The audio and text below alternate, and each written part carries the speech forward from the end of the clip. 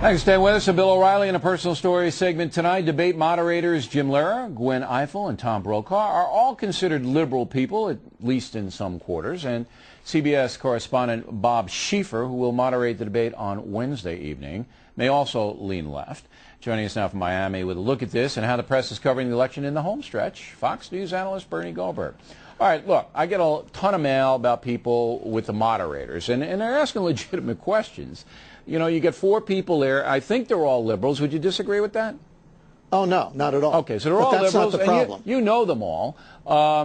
So they're all, but it may not be the problem, and certainly liberal Americans have a right to be newscasters and moderate debates. I'm not saying that. But couldn't you get maybe one moderate, you know, maybe an independent, somebody? Do you have to get 4 liberal Democrats? I mean, yeah, they're clueless, aren't they? They're clueless. They don't even get it. Look, the problem isn't that these guys and Gwen Ifill have shown a liberal bias during the debates. The problem is, look at that picture. They all live in the same liberal media bubble. That's the problem. So they all come up with the same kinds of questions about global warming, about health care, about the economy. These are all legitimate subjects, but they don't come up with questions about social issues. Tom Brokaw got 6 million submitted questions online, and he couldn't come up with one about the connection between Barack Obama and Bill Ayers, because Tom Brokaw sees this as a distraction, just the way other liberals in the media see the subject as a distraction. Well, he didn't even come up with any confrontational questions about the economy. I mean, he didn't come up with, well, what's Barney Frank and Dodd doing there, and what are you going to do about it, Senator Obama? Or why did you call for Chris Cox to resign Senator McCain, and how culpable is President Bush in this? He didn't even come up with that. If you could bottle that Tom Brokaw debate, you'd have a cure for insomnia.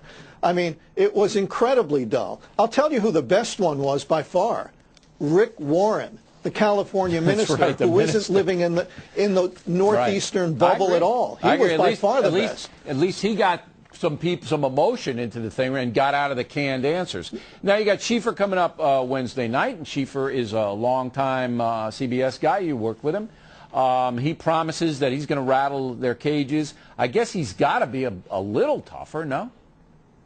Well, he's folksier than the others, so he may come up with something different than the 3 before him. He may. But Bob Schieffer lives in the exact same bubble that the other people do, and if it's the same old, I am not going to be the least bit surprised. Yeah, I think McCain's going to do what he wants anyway, because he has to. It's we'll get into this tomorrow and Wednesday and what McCain has to do, but I don't think McCain's going to listen to one of Schieffer's questions. He's just going to go, boom. Now, home stretch, 3 weeks. 80% of the press we evaluate has been rooting for Obama from the jump, pretty much. Are the pro-Obama media going to change tactics in the last 3 weeks, or will they just same old, same old?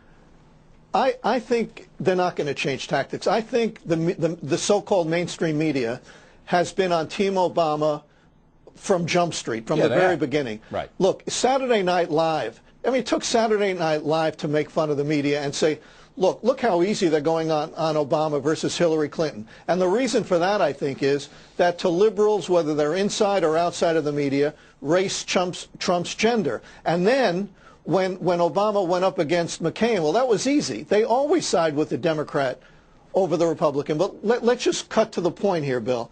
The only time the media has been in love, as they say, with John McCain, the only time, is when he's sticking a thumb in some Republican eye. When he aligns himself with the most liberal members of the Senate, whether it's Russ Feingold or Teddy Kennedy, the immigration that's thing, the only time the media likes John McCain. They loved him on the immigration thing because he didn't want to really crack down. Now, here's interesting.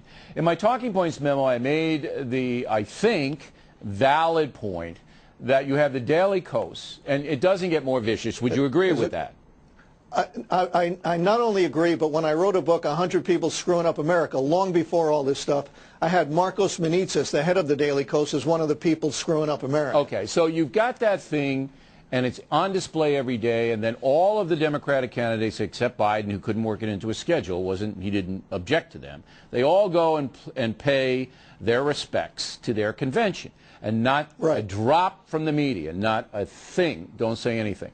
Then you have some yahoos at a McCain rally screaming bad things about Obama, and therefore Obama is fostering and encouraging hatred.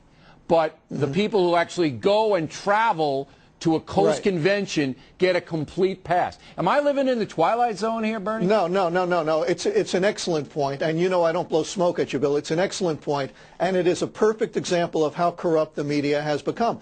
I don't remember these sensitive media types worrying when George Bush was called a Nazi, when Dick Cheney was called a criminal and a fascist. They were never concerned about that. And the Daily Kos, let me tell you, it was nasty long before, the past year. These are bad guys. And the very same presidential candidates who had to pay homage to these people wouldn't come on Fox and have a debate. They stayed away from Fox, but they went to the Daily Kos. Case closed. That's all you need to know about it. Bernie. We appreciate it as always. Thank you.